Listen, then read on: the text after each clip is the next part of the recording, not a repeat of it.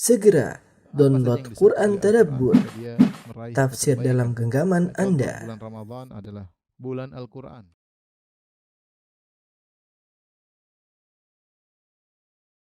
Bismillahirrahmanirrahim. Assalamualaikum warahmatullahi wabarakatuh. Alhamdulillahi al-ihsani wa syukru lahu ala taufiqihi wa amtinani. Asyhadu an la ilaha illallah wahdahu la syarika lahu ta'ziman li sya'nihi wa asyhadu anna Muhammadan abduhu wa rasuluhu da'ila ridwani. Allahumma salli alaihi wa ala alihi wa ashabihi wa ikhwani. Para jamaah Masjid Tarbiyah yang dirahmati Allah Subhanahu wa taala, kita lanjutkan bahasan kita tentang perang Tabuk. Kita masuk pada bagian yang kedua, ya. Pada pertemuan lalu telah kita bahas bagaimana para sahabat yang mereka bersedih tidak bisa ikut dalam perang Tabuk. Di antara mereka ada yang menangis, di antara mereka ada yang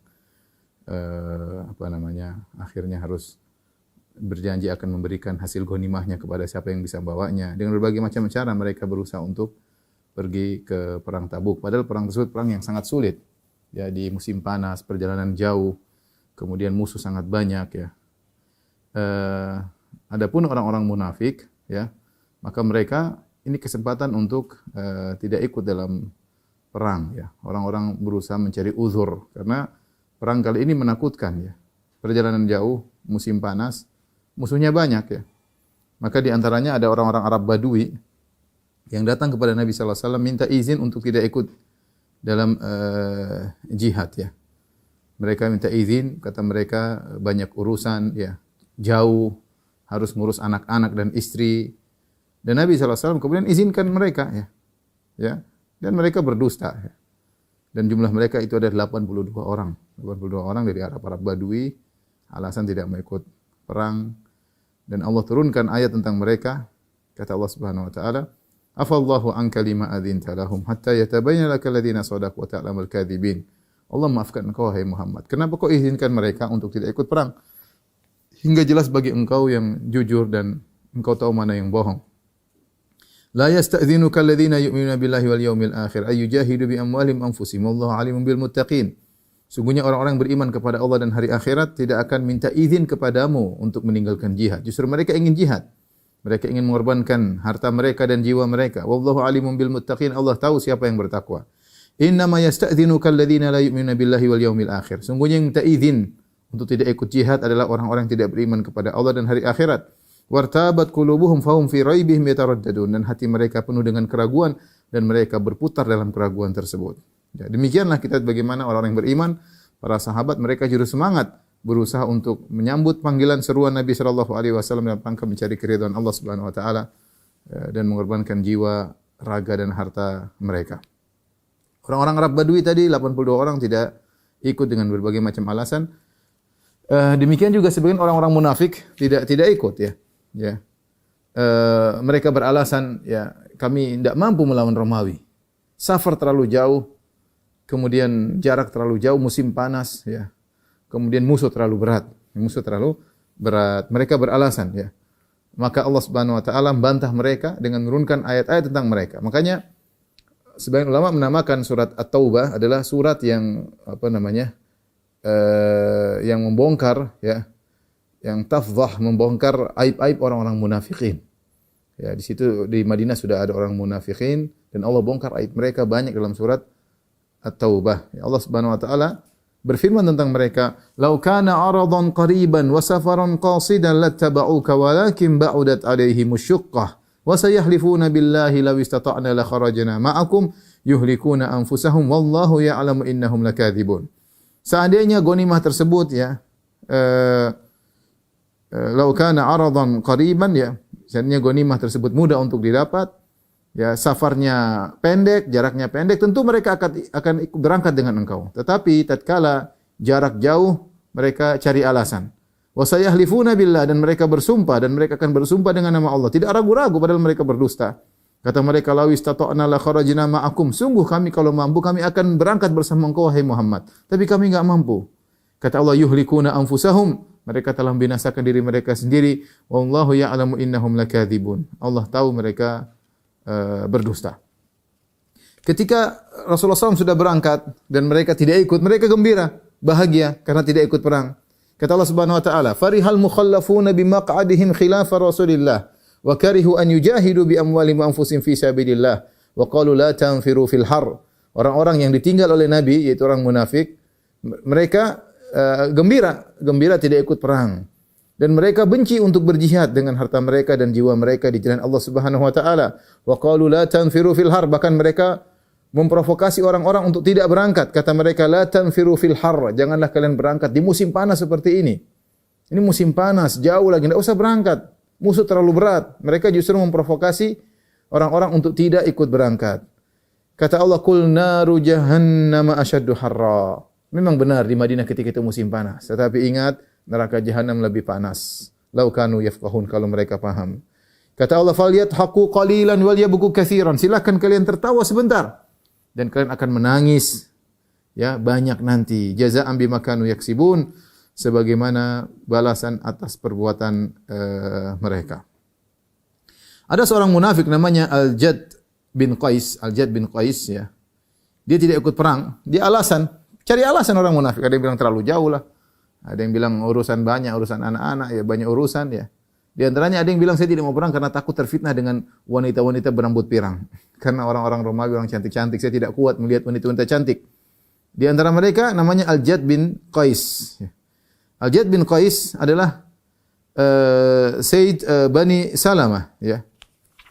Dia adalah pemimpin dari Bani Salimah, Sayyid Bani Salimah. Bani Salimah itu adalah para sahabat yang tinggal di daerah Masjid Al-Qiblatain. Mungkin teman-teman yang sudah kawan-kawan yang sudah pernah pergi ke Madinah tentu sering lihat Masjid Al-Qiblatain. Disitulah kampung Bani Salimah. Ya, agak jauh dari Masjid Nabawi. Kampung Bani Salimah itu di Masjid Al-Qiblatain. Mereka tinggal situ, pimpinannya Al-Jad bin Qais. Al-Jad bin Qais hanya saja kemudian orangnya ternyata orang munafik. Maka Rasulullah SAW berkata kepada dia ketika perang Tabuk. Dia berkata, ya Jad, halakal amu fi jiladi Banil Asfar. Ya, tidakkah kesempatan tahun ini bagimu untuk memerangi Banil Asfar, yaitu orang-orang berkulit putih, maksudnya adalah orang-orang Romawi, berambut pirang. Faqala, maka dia berkata, ya Rasulullah, awa ta'dhanu li wa la taftinni. Bisakah kau izinkan aku untuk tidak ikut berangkat ya Rasulullah? Jangan kau bikin aku terfitnah ya Rasulullah. Fawallahi laqad arafa qaumi annahu ma min rajulin bi ashadda ujban bin nisa'i minni. Sungguh kaumku telah tahu aku adalah orang yang paling tidak bisa tahan dengan perempuan. Aku paling terfitnah dengan perempuan cantik. Wa inni akhsha in ra'aitu nisa'a Banil Asfar alla asbir. Aku khawatir kalau aku lihat perempuan dari Bani Al-Asfar, dari kaum Romawi yang berambut pirang, aku tidak akan sabar. Aku khawatir terjerumus dalam zina dan yang semisalnya. Alasan dia tidak mau perang, khawatirnya takut terfitnah. Maka Rasulullah SAW pun berpaling dari dia. Kemudian Rasulullah berkata, qad adzintu laka, aku izinkan. Maka turunlah firman Allah Subhanahu wa taala tentang Al-Jad bin Qais, wa minhum man yaqulu dhalli wa la taftinni. Di antara mereka orang-orang munafik ada yang berkata, izinkanlah aku wahai Muhammad untuk tidak ikut perang. Wa la taftinni, jangan kau jerumuskan aku dalam fitnah wanita. Ala fil fitnati saqatu, justru mereka terjerumus dalam fitnah, dalam api neraka. Wa inna jahannama la muhitatun bil kafirin. Sungguhnya neraka jahanam akan meliputi mereka, meliputi orang-orang kafir ya. Jadi demikian orang munafik, mereka tidak mau berangkat, mereka cari alasan, berbagai macam alasan mereka kemukakan seakan-akan alasannya syar'i. Ternyata mereka punya rencana buruk. Kemudian ada juga sekelompok orang munafik. Dan subhanallah ikhwan, demikianlah hidayah di tangan Allah Subhanahu wa taala. Siapa yang ragu, Rasulullah sallallahu alaihi wasallam telah menyampaikan dengan sebaik-baiknya. Rasulullah SAW orang yang paling fasih, yang ansahun nas. Ya, makanya para sahabat ketika Nabi di Haji Wada, Nabi sallallahu alaihi wasallam mengatakan, "Halla qad ballagtu?" Ya, tidakkah aku telah menyampaikan? Kemudian innallaha sa'ilun bikum famadza antum qailun. Kata Nabi sallallahu alaihi wasallam kepada para sahabat, Allah akan bertanya kepada kalian tentang aku. Famadza antum qailun? Apa yang kalian jawab kalau kalian ditanya tentang aku? Para sahabat berkata, qalu nashhadu annaka qad ballagtar risalah wa addaital amanah wa nasahtal ummah. Kami bersaksi engkau telah menyampaikan risalah, engkau telah menyampaikan amanah dan menunaikan amanah, dan engkau telah menasihati umat ini. Rasulullah SAW ansahun nas, orang yang paling pingin kebaikan, yang paling menasihati, yang paling afsah, yang paling mampu menjelaskan, yang paling sayang ya. Laqad ja'akum rasulun min anfusikum azizun 'alaihi ma 'anittum harisun 'alaikum bil mu'minina raufur rahim. Sungguh telah datang kepada kalian seorang rasul yang harisun 'alaikum, yang sangat semangat kebaikan untuk kalian. Ya. Azizun 'alaihi ma 'anittum, dia merasa berat apa yang memberatkan kalian. Semangat agar kebaikan sampai kepada kalian. Bil mu'minina raufur rahim, dan sangat sayang, lembut kepada kaum mukminin. Artinya Nabi sudah menyampaikan dengan segala bentuk nasihat, dengan cara yang terbaik, dengan penuh kelembutan. Tapi hidayah di tangan Allah. Orang munafik apa yang kurang bagi mereka? Mereka lihat langsung Nabi SAW. Mereka menyaksikan langsung akhlak Nabi SAW. Mereka menyaksikan langsung mukjizat-mukjizat Rasulullah SAW. Mereka menyaksikan langsung bagaimana ayat-ayat turun berkaitan dengan kejadian-kejadian. Mereka tinggal di kota Madinah, mereka tinggal di tanah suci, mereka hadir di Masjid Nabawi. Apalagi yang kurang? Tapi kalau Allah tidak kasih, dia tidak dapat hidayah. Makanya orang munafik ini menakjubkan ya. Ini dalil bahwasanya hidayah di tangan Allah Subhanahu wa taala. Sebab-sebab hidayah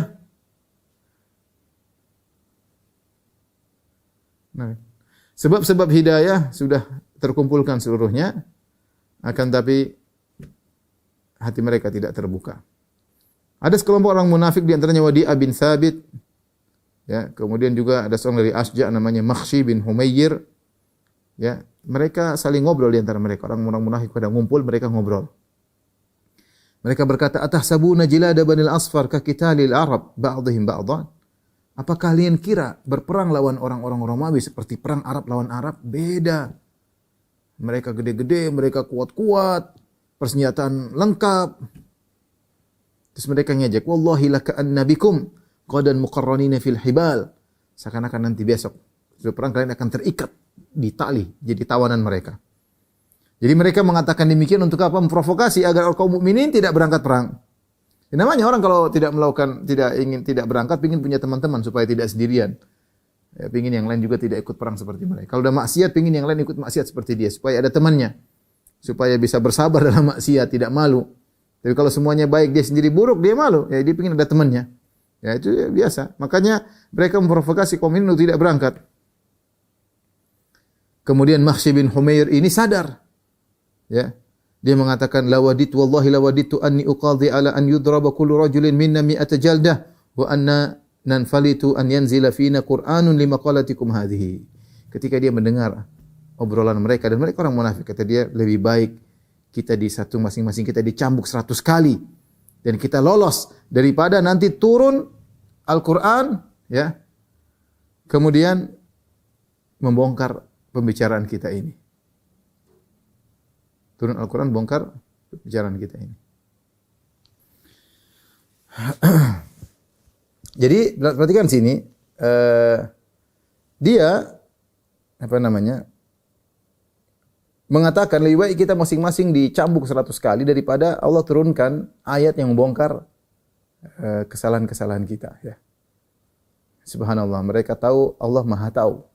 Mereka tahu Allah bisa turunkan ayat untuk membongkar omongan mereka. Ya. Tapi begitulah namanya kemunafikan. Ketika mereka sedang ngobrol tersebut, Rasulullah SAW diberi wahyu oleh Allah Subhanahu Wa Taala membongkar perkataan mereka. Rasulullah SAW berkata kepada Ammar bin Yasir radhiyallahu anhu, "Adrikil qaum fa innahum qad ihtaraku fasalhum amma qalu." Temui mereka, kata Nabi SAW. Mereka telah terjerumus dalam kemaksiatan. Tanyakan kepada mereka apa yang sudah mereka bicarakan. Fa in ankaru faqul bala. Kalau mereka ingkari, katakan justru kalian telah ngomong demikian. Qultum kadza wa kadza. Kemudian Ammar bin Yasir pun menuju mereka. Kemudian mereka pun datang dan Ammar menyampaikan apa yang disampaikan oleh Nabi, dan mereka ngaku mereka tidak berani mengingkari. Mereka tahu Allah turunkan ayat. Subhanallah. Mereka tahu Allah turunkan ayat kepada Nabi sallallahu alaihi wasallam, tapi mereka masih aja munafik. Maka mereka datang, mereka akhirnya Wadi'ah bin Thabit berkata, "Ya Rasulullah, inna kunna nakhudhu wa nal'ab." Ya Rasulullah, kami cuma bercanda, main-main saja ya Rasulullah. Maka Allah turunkan firman-Nya, "Yahdharul munafiquna an tunazzala 'alaihim suratun tunabbi'uhum bima fi qulubihim. Qul istahzi'u innallaha mukhrijum ma tahdharun." Orang-orang munafik takut jika diturunkan kepada mereka surat yang akan membongkar apa yang ada dalam hati mereka. Mereka takut. Mereka tahu bisa suatu saat Allah akan bongkar, tapi mereka tidak beriman juga. Benar-benar hidayah di tangan Allah Subhanahu wa taala. Qul istahzi'u, silakan kalian ngejek. Innallaha mukhrijum ma tahdharun. Allah akan keluarkan apa yang kalian khawatirkan. Wala in sa'altahum la yaquluna innama kunna nakhudhu wa nal'ab. Qul abillahi wa ayati wa rusulihi kuntum tastahzi'un la ta'tadhiru qad kafartum ba'da imanikum. Kalau kau bertanya kepada mereka, kenapa kalian ngomong demikian? Mereka akan berkata, kami hanya bercanda, hanya bermain-main. Katakanlah kepada mereka, apa kalian bercanda, mengejek Allah dan ayat-ayatnya Rasulnya? Jangan kalian minta uzur, kalian telah kufur setelah iman kalian.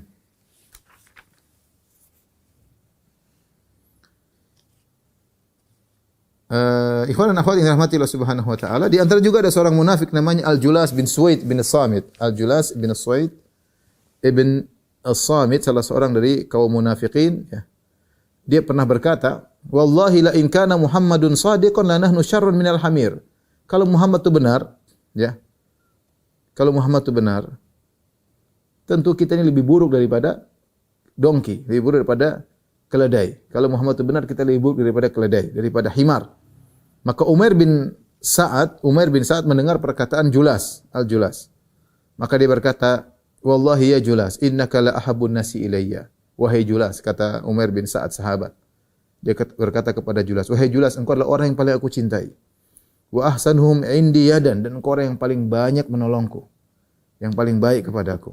Wa azhum alayya an yusibahu syai'un yakrahuhu, dan aku paling tidak suka kalau engkau ditimpa dengan sesuatu yang kau tidak sukai." Yaitu dia sangat sayang kepada Julas.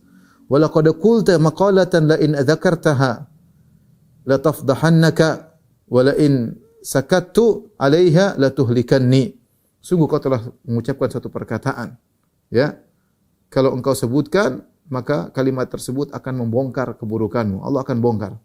Tapi kalau aku diam, aku tidak laporkan, maka kalimat ini akan membinasakan aku. Ya, aku tidak punya pilihan kecuali dua. Aku laporkan kepada Nabi, kalau aku tidak laporkan, aku akan binasa. Wala ihdahuma asyaddu alayya minal ukhra. Dua-duanya berat bagiku ya Julas. Dia sangat sayang sama orang ini, tapi syariat saya harus laporkan. Summa masya ila Rasulullah sallallahu alaihi wasallam, maka Umair bin Sa'ad pun jalan menuju Nabi sallallahu alaihi wasallam, kemudian bersebutkan apa yang diucapkan oleh Julas. Maka Julas pun datang kepada Rasulullah dan dia bersumpah kepada Allah, dia berkata, "Aku tidak mengatakan demikian wahai Rasulullah. Wa laqad kadzdzaba alayya Umair. Umair dusta atas namaku ya Rasulullah. Wa ma qultu ma qala Umair. Aku tidak mengucapkan apa yang dilaporkan Umair kepada engkau ya Rasulullah." Maka turunlah firman Allah Subhanahu wa taala membongkar perkataan mereka. Perkataan Julas, "Yahlifuna billahi ma qalu wa laqad qalu kalimatal kufri wa kafaru ba'da islamihim." Mereka bersumpah dengan nama Allah, mereka tidak mengucapkan, tapi sungguh mereka telah mengucapkan kalimat kufur, ya, dan mereka telah kafir setelah Islam mereka, ya. Al-Julas, ya, disebutkan bahwasanya Al-Julas katanya bertobat. Setelah itu dia bertobat dan bagus taubatnya, ya, sampai dikenal dia seorang Muslim yang baik setelah itu, ya. Mungkin dia sadar, ya. Tapi di antara perbuatan orang munafik, mereka membangun sebuah masjid, ya. Sebelum perang Tabuk, ya.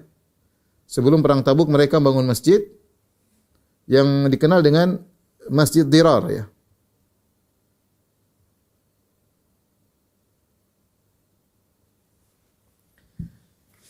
Mereka dikenal dengan Masjid Dirar. Masjid ini mereka bikin sebenarnya untuk memecah belah antara kaum muslimin. Mereka ingin memecah belah di antara kaum muslimin, ya. Sehingga mereka bangun masjid tersebut sebelum perang Tabuk dengan alasan bahwasanya Masjid Nabawi jauh. Kita ingin bangun masjid yang dekat orang-orang sekitar sini. Kalau harus ke Masjid Nabawi terlalu jauh. Orang-orang lemah, ya mungkin kalau di sana salatnya panjang-panjang, di sini salatnya enggak panjang-panjang. Sehingga mereka bisa pergi ke masjid ini, ya. Dan mereka disuruh membangun oleh pimpinan mereka bernama Abu Amir Al-Fasiq. Jadi kota Madinah ada dua munafik besar. Tinggal dua orang ini. Yang lain sudah pada meninggal. Kita sudah sering sampaikan bahwasanya di Madinah ketika terjadi perang saudara sampai 100 tahun lebih, 120 tahun antara suku Aus dan suku Khazraj. Yang dua-duanya adalah bersaudara Banu Qailah. Kembali kepada ibu atau nenek mereka namanya Qailah. Namun karena ada sesuatu akhirnya mereka perang saudara 120 tahun. Sampai akhirnya mereka perang besar-besaran sekitar 5 tahun sebelum Nabi berhijrah, ya, disebut perang namanya Yaumul Bu'ats. Situ mereka perang habis-habisan sehingga banyak di antara mereka meninggal dunia. Semuanya meninggal, pembesar-pembesar mereka, senior-senior mereka. Yang tersisa cuma Abdullah bin Ubay bin Salul. Abdullah bin Ubay bin Salul. Di antara juga yang tersisa, yang senior adalah Abu Amir Al-Fasiq. Abu Amir Al-Fasiq ini seorang yang dia pintar ceramah, disebut Ar-Rahib, dia tahu tentang mungkin ajaran-ajaran yang baik ya. Dan dia bapaknya Hanzalah ibnu Abi Amir yang meninggal di perang Uhud dalam kondisi junub kemudian dimandikan oleh para malaikat. Hanzalah ibnu Abi Amir, bapaknya Abu Amir Al-Fasiq. Dia salah seorang munafik yang tersisa senior ya. Abu Amir Al-Fasiq sama Abdullah bin Ubay bin Salul. Maka dia menyuruh agar orang munafik membangun masjid. Tujuannya apa? Tafriqan bainal mu'minin, untuk memecah belah di antara kaum mukminin. Ya. Itu tujuan-tujuan mereka. Dan mereka minta agar Nabi sallallahu alaihi wasallam untuk meresmikan Nabi salat di situ. Mereka bilang, "Alasan ini masjid jauh dari Masjid Nabawi, ya Rasulullah. Orang-orang kalau Masjid Nabawi salatnya lama, kita di sini mungkin salatnya cepat, untuk orang-orang lemah biar ke sini saja." Dan mereka minta Rasulullah SAW untuk salat meresmikan masjid tersebut. Sehingga kalau Rasulullah SAW sudah salat situ, orang akan percaya. Ternyata niat mereka buruk. Tapi Rasulullah SAW ketika itu tidak bisa salat. Karena sudah akan berangkat menuju perang. Kata Rasulullah SAW, "Inni ala janahi safarin, wa hali syughlin, walau qadimna insyaallah la atainakum, fasallaina lakum fih." Kita sudah siap berangkat perang, mohon maaf. Kami sudah sibuk banget. Nanti kalau kami pulang dari Tabuk, insyaallah aku akan salat situ. Nabi menjanjikan demikian. Ya, kemudian Rasulullah SAW pergi perang Tabuk. Ketika pulang, maka turunlah ayat-ayat yang menjelaskan tentang niat buruk mereka. Jadi ayat surat Al-Qur'an dalam ayat-ayat dalam surat Taubah membongkar aib-aib orang munafik. Walladzina takhadhu masjidan dhiraran wa kufran wa tafriqan bainal mu'minin wa isadan liman haramallahu wa rasulahu min qabl. La yahlifunna in aradna illa al-husna wallahu yashhadu innahum lakadzibun la takum fihi abadan la masjidun ussisa ala taqwa min awwali yawmin ahaqqu an taquma fihi. Kata Allah Subhanahu wa taala, orang-orang menjadikan masjid dhiraran, masjid dhirar yang masjid yang bikin kemudaratan, tempat kekufuran, markas kekufuran untuk memecah belah di antara kaum mukminin. Ya, dan juga sebagai sarana untuk pengawasan dari orang yang mengawasi memerangi Allah dan Rasulnya sebelumnya, itu Abu Amir Al-Fasiq. Dan mereka bersumpah, kami tidak membangun masjid kecuali untuk kebaikan. Kata Allah, wallahu yashhadu innahum lakadzibun. Allah bersaksi bahwasanya mereka berdusta. Kata Allah, la takum fihi abadan. Jangan sekali-sekali salat di situ. Akhirnya masjid itu dibakar oleh Nabi sallallahu alaihi wasallam. Ini peringatan kepada kita bahwasanya di sana ada orang-orang munafik yang ingin merusak Islam dari dalam dengan dibalik bendera-bendera Islam, dibalik yayasan-yayasan Islam ya. Seperti ini, orang munafik di zaman Nabi sallallahu alaihi wasallam ingin merusak Islam dengan masjid. Enggak main-main, dengan atas nama masjid, dengan atas nama masjid ya. Ini tentang orang-orang munafik. Nah, ternyata ada juga sebagian sahabat yang mereka tidak ikut dalam perang ya. Mereka terlambat datang ya. Karena ya ada masalah sehingga mereka tidak bisa ikut ya. Qadarullah mereka tidak ikut, tapi akhirnya ada sebagian yang bisa menyusul. Ya, mereka lambat-lambat, akhirnya ada yang sempat menyusul terlambat, ada yang tidak berangkat sama sekali. Di antara para sahabat yang mereka dikenal dengan iman mereka, orang-orang yang mulia. Ya. Di antaranya Ka'ab bin Malik radhiyallahu taala anhu. Ini tidak ikut perang. Murarah bin Rabi' ini juga tidak ikut perang. Hilal bin Umayyah ya. Ini juga tidak ikut. Abu Khaisamah terlambat. Ya. Inilah di antara orang-orang yang mereka dikenal dengan orang-orang yang imannya kuat, tetapi qadarullah ketika itu ada di antara mereka akhirnya tidak berangkat dan ada di antara mereka yang berangkat. Akhirnya Rasulullah SAW pun berjalan keluar bersama para sahabat ya.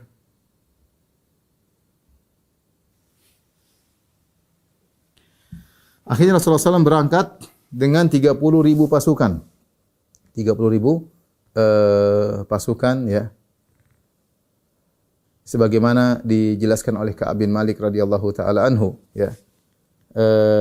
Beliau berkata, aku tidak pernah terlambat atau ketinggalan dari perang yang dilakukan oleh Nabi sallallahu alaihi wasallam. Perang apapun selalu aku ikut kecuali perang Tabuk.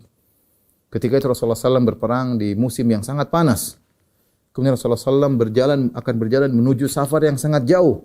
melewati padang pasir yang sangat jauh yang tidak ada air di tengah-tengahnya.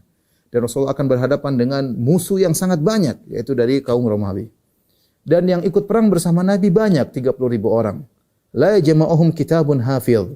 Tidak ada buku yang bisa mengumpulkan mereka saking banyaknya. Ketika ikut perang banyak 30.000, jadi kalau ada yang tidak ikut 5, 10, 100 tidak ketahuan.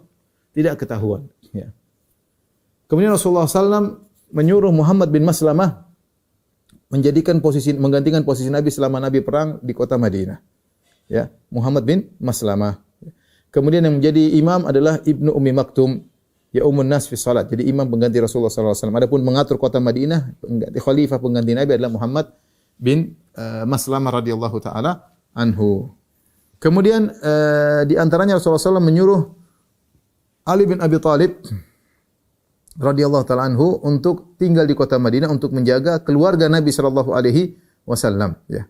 Rasulullah SAW meskipun pasukan begitu banyak 30.000, Rasulullah SAW ketika berjalan menuju Tabuk, Rasulullah SAW tanya beberapa orang yang Rasulullah kenal. Rasulullah tanya, ya Rasulullah SAW bertanya kepada Abu Ruhm Kulthum bin Husain Al-Ghifari, siapa saja yang dari Bani Ghifar tidak ikut perang? Siapa saja dari Bani Aslam tidak ikut perang? Ya. Ketika sampai di Tabuk, Rasulullah SAW bertanya, mana Ka'ab bin Malik? Subhanallah. Rasulullah SAW bukan orang yang tahu ilmu gaib. Kalau Allah tidak kasih tahu, maka Nabi tidak tahu. Tapi Nabi bertanya, mana si fulan, mana si fulan? Ya, Rasulullah SAW tanya kepada mereka. Ali bin Abi Thalib radhiyallahu anhu, ya, di antaranya tidak ikut perang Tabuk. Ya. Kenapa? Kan Rasulullah SAW menugaskan dia untuk ngurusi keluarganya, ya, dan ngurusi istri-istrinya, ya. Tapi Ali bin Abi Thalib semangat untuk perang. Sampai dia bertanya kepada Nabi SAW, "Atukhallifuni fis sibyan wan nisa?" Ya Rasulullah, kau tinggalkan aku di Madinah suruh jaga wanita-wanita dan anak-anak. Ali ingin perang. Ya. Ali ingin perang. Ya. Sampai orang-orang munafik ketika melihat Ali bin Abi Thalib tidak diajak, mereka bikin provokasi. Mereka berkata, "Ma khallafahu Rasulullah SAW illa istithqalan lahu wa takhafufan minhu." Muhammad SAW tidak mengajak Ali bin Abi Thalib karena Ali bikin repot. Dan kalau Ali enggak ikut jadi ringan bagi Nabi SAW. Maka Ali ketika mendengar provokasi tersebut, dia bawa pedangnya dan dia menuju Rasulullah SAW. Rasulullah SAW sudah berjalan sampai pada Jurf. Sudah daerah Jurf, sudah agak jauh. Jauh, kira-kira mungkin 8 kilo, 10 kiloan dari Masjid Nabawi. Sudah 10 kilo, tapi Ali kejar dengan bawa pedangnya. Rasulullah kaget, kata Rasulullah SAW, Ma ja'a bika ya Ali. Apa yang buat kau kemari wahai Ali? Faqala ya Rasulullah, za'aman nas annaka innama khallaftani annaka istathqaltani wa takhafafta minni. Ya Rasulullah, orang-orang mengatakan, engkau tidak ajak aku karena kau merasa berat kalau aku ikut. Dan kalau aku enggak ikut kau merasa ringan. Kata Rasulullah SAW, kadzabu, mereka dusta. Orang munafik, mereka dusta. Walakinnani khallaftu kalimata taraktu wara'i. Kan saya tugaskan engkau ngurusi orang yang saya tinggalkan. Ada istriku, ada keluargamu, ada anak putriku, dan banyak yang harus turusin. Farji' fakhlufni fi ahli wa ahlik. Pulanglah engkau ke kota Madinah, balik, enggak usah ikut. Ya. Ya, gantikan aku untuk ngurusi istri-istriku dan untuk ngurusi keluargamu juga. Kemudian kata Nabi SAW, "Ama tarda an takuna minni bimanzilati Harun min Musa, ghairu annahu la nabiyya ba'di." Tidakkah kau ridha bahwasanya kedudukanmu di sisiku seperti kedudukan Harun di sisi Musa, hanya saja tidak ada nabi setelahku. Ya. Sa'ad bin Abi kata Ali bin Abi Thalib, "Bala ya Rasul, tentu aku ridha." Maka Sa'ad bin Abi Waqqas yang meriwayatkan hadis berkata, "Fa adbaru Ali musri'an ka'anni anzuru ila gubari qadamaihi yasta'." Maka Ali pun segera kembali, ya, dengan cepat sampai aku melihat debu-debu di kakinya berterbangan, ya. Setelah Nabi mengatakan, "Ama tarda an takuna minni bimanzilati Harun min Musa." Tidakkah kau ridha kedudukanmu dibanding diriku seperti kedudukan Harun dibanding Musa alaihissalam. Ini sebab kenapa Nabi sallallahu alaihi wasallam mengatakan demikian kepada Ali bin Abi Thalib, ya. Sebagian orang-orang Syiah atau orang Syiah mereka berdalil dengan hadis ini. Kata mereka ini dalil bahwasanya yang berhak menjadi khalifah setelah Nabi sallallahu alaihi wasallam adalah Ali bin Abi Thalib. Karena Nabi berkata, "Ama tarda an takuna minni bimanzilati Harun min Musa." Tidakkah kau ridha wahai Ali bin Abi Thalib, kedudukanmu dibandingkan denganku seperti kedudukan Harun dibandingkan Musa. Kata mereka berarti Ali bin Abi Thalib berhak untuk menjadi khalifah. Tapi ini adalah pendalilan yang sangat tidak tepat. Ya, pertama, kalau kita lihat zahir dari hadis ini, ternyata memang Harun setelah Nabi Musa meninggal, Harun tidak menjadi pengganti Nabi Musa, tidak menjadi khalifah pengganti Nabi Musa. Berarti bukan itu maksudnya. Ya. Kecuali kalau Nabi Musa meninggal, Harun menjadi pengganti, ya mungkin. Ya, ternyata yang terjadi tidak demikian. Ya. Yang terjadi ketika Nabi Musa alaihissalam pergi menuju panggilan Allah Subhanahu wa taala, dia menyuruh Harun untuk ngurusi Bani Israel dan nanti menyuruh mereka untuk nyusul Nabi Musa. Dan ditinggalkannya Harun oleh Nabi Musa alaihissalam bukan karena rendahnya Harun, tidak. Tapi ada tugas penting untuk ngurusi Bani Israel. Sebagaimana kata Nabi SAW, seakan-akan Nabi berkata, aku tinggalkan kau, hai Ali bin Abi Thalib, bukan karena kau rendah, bukan karena kau memberatkan aku, tidak, tapi ada urusan penting, ngurus istri-istriku, ngurus putriku Fatimah, bukan karena kau rendah. Jangan dengar mereka. Jadi Nabi menjelaskan bahwasanya kedudukan Ali tinggi, sebagaimana Harun kedudukannya tinggi di Nabi Musa. Kalau maksudnya adalah Ali bin Abi Thalib khalifah pengganti Nabi SAW, tentunya Rasulullah akan jelaskan sejak awal. Tapi Rasulullah SAW tidak pernah umumkan kepada para sahabat, kalau saya mati Ali menjadi pengganti. Tidak pernah SAW. Rasulullah mengucapkan itu pun karena Ali bertanya, supaya dia tidak sedih, Nabi sebutkan hal tersebut. Bukan sejak awal Nabi mengatakan, wahai Ali, kau di sini karena kedudukanmu seperti Harun kepada Musa. Tidak pernah Nabi bilang itu. Ketika ditanya baru Nabi menjelaskan. Lagi pula siapa yang mengganti kedudukan Nabi ketika Nabi perang Tabuk? Adalah Muhammad bin Maslamah, tadi saya sebutkan. Muhammad bin Maslamah yang menggantikan posisi Nabi mengatur kota Madinah. Ali bin Abi Thalib hanya ditugaskan ngurusi istri-istri Nabi dan putri Nabi sallallahu alaihi wasallam. Jadi yang ngurusi Madinah Muhammad bin Maslamah, bukan Ali bin Abi Thalib. Jadi pernyataan Nabi, tidakkah kau ridha kedudukanmu dibandingkan aku seperti Harun dibandingkan Musa, bukan menunjukkan bahwasanya kalau saya meninggal kau akan menjadi khalifah. Ini hanya khayalan orang-orang Syiah. Khayalan orang-orang apa? Syiah, ya. Oleh karenanya setelah Nabi meninggal menjadi khalifah adalah Abu Bakar, kemudian 2 tahun lebih, kemudian Umar bin Khattab sekitar 20 tahun, kemudian Utsman, ya. Dan selama itu Ali tidak pernah bikin kegaduhan bahwasanya saya yang berhak, saya yang berhak, saya yang berhak. Ya. Dia tidak pernah mengatakan demikian. Ali bukan orang penakut. Ali adalah radhiyallahu anhu seorang yang sangat pemberani. Bukankah dia yang pernah tidur di tempat tidur Nabi ketika di awal Nabi akan berhijrah? Mengorbankan nyawanya, bisa jadi dimasuki rumahnya ditikam oleh orang Quraisy. Siapa yang tidur di situ? Yang berkorban? Ali bin Abi Thalib. Dia tidak pernah penakut. Kalau memang dia berhak untuk menjadi khalifah, dia akan bicara. Wahai para sahabat, aku yang jadi khalifah. Nabi Muhammad SAW pernah berkata demikian. Tidak ada sama sekali. Bahkan ketika para sahabat berselisih ketika Rasulullah SAW meninggal, siapa yang jadi khalifah? Apakah dari Ansar ataukah dari Muhajirin? Tidak ada satupun, kan Ali, enggak ada satupun dari sekian banyak para sahabat tidak ada yang mengatakan kan Rasulullah pernah bilang Ali, enggak ada. Seakan-akan para sahabat semua sepakat untuk membuang Ali dan Ali tidak pernah mengingatkan akan hal tersebut, menunjukkan memang ini tidak pernah terjadi. Nabi tidak pernah menyatakan kalau saya meninggal menjadi khalifah adalah Ali bin Abi Thalib. Hanya khayalan orang-orang Syiah, orang-orang Syiah yang gara-gara khayalan ini mereka kafirkan Abu Bakar, mereka kafirkan Umar, mereka kafirkan Utsman, mereka kafirkan seluruh para sahabat kecuali segelintir orang yang mereka tidak kafirkan gara-gara khayalan yang ada di kepala mereka. Oleh karenanya, ikhwan akhwat yang dirahmati Allah Subhanahu wa taala, hadis ini menunjukkan kemuliaan Ali bin Abi Thalib diamanahi oleh Nabi sallallahu alaihi wasallam untuk mengurusi istri-istrinya dan mengurusi putrinya, tapi bukan menunjukkan bahwa yang jadi khalifah setelah Nabi adalah Ali bin Abi Thalib radhiyallahu taala anhu. Kemudian Rasulullah SAW pun membagi bendera peperangan, ya. Rasulullah SAW memberikan bendera paling besar kepada Abu Bakar As-Siddiq, ya, pemegang utama, ya.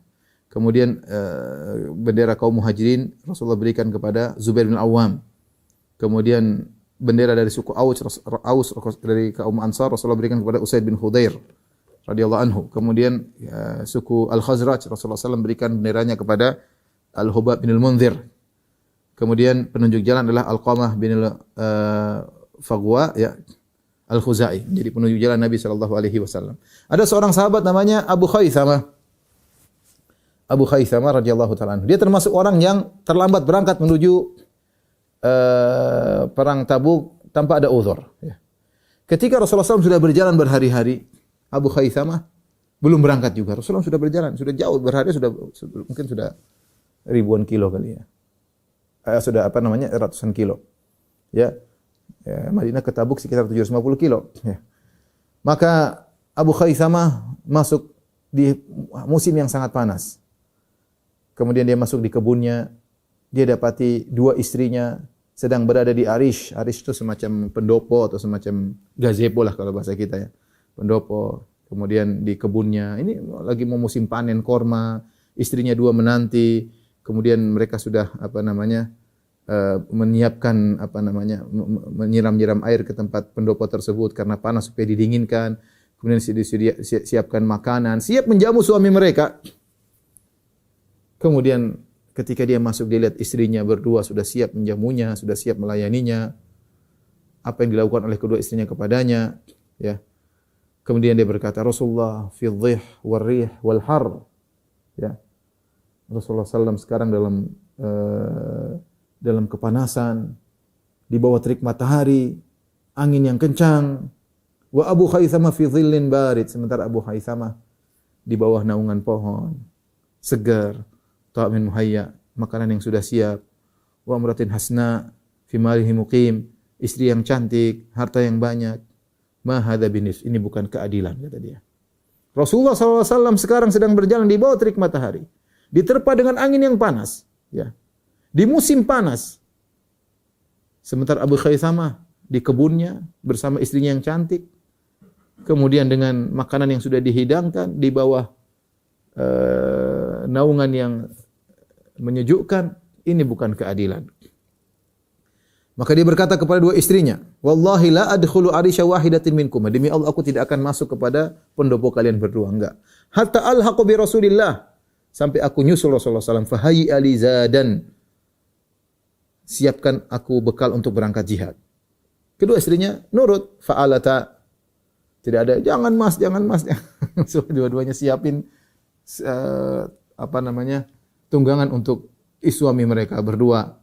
Kemudian berangkatlah Abu Khaisamah menyusul Rasulullah sallallahu alaihi wasallam sampai dia terlambat, dia ketemu Nabi di Tabuk. Ketika Rasulullah SAW sudah di Tabuk, tiba-tiba dari kejauhan mereka lihat orang datang. Hadza raqibun, orang bilang, "Ya Rasul, ada orang datang dari jauh." Hadza raqibun ala tariq muqbil, sedang dia datang menuju kita. Kata Rasulullah SAW, "Kun Abu Khaisamah." Ini Abu Khaisamah, ini Abu Khaisamah. Kemudian tidak lama kemudian jelas, ya. Seakan-akan Rasulullah firasat atau pandangan yang tajam. Kata Rasulullah, "Kun Abu Khaisamah." Itu Abu Khaisamah. Orang-orang berkata, "Benar ya Rasulullah, Abu Khaisamah." Benar yang datang Abu Khaisamah. Tatkala Abu Khaisamah radhiyallahu anhu datang dan dia meletakkan ontanya, kemudian dia mengucapkan salam kepada Rasulullah sallallahu alaihi wasallam, dia pun menangis. Maka Rasulullah SAW berkata, "Aula laka ya Abu Khaisamah." Hampir-hampir kau celaka wahai Abu Khaisamah. Hampir-hampir kau celaka. Kalau tidak ikut perang, senang-senang dengan istrimu, ya, dengan kebunmu, ya. Abu Khaisamah berkata, "Kitu ya Nabi Allah an ahlika bi takhallufi anka." Ya Rasulullah, hampir-hampir aku binasa tidak ikut serta bersamamu. Wa tazayyanat lid dunya, dunia telah berhias untukku. Wa tazayyana li mali fi aini, hartaku telah berhias di hadapanku. Wa kittu an akhtarahu alal jihad, hampir-hampir aku lebih milih dunia daripada jihad.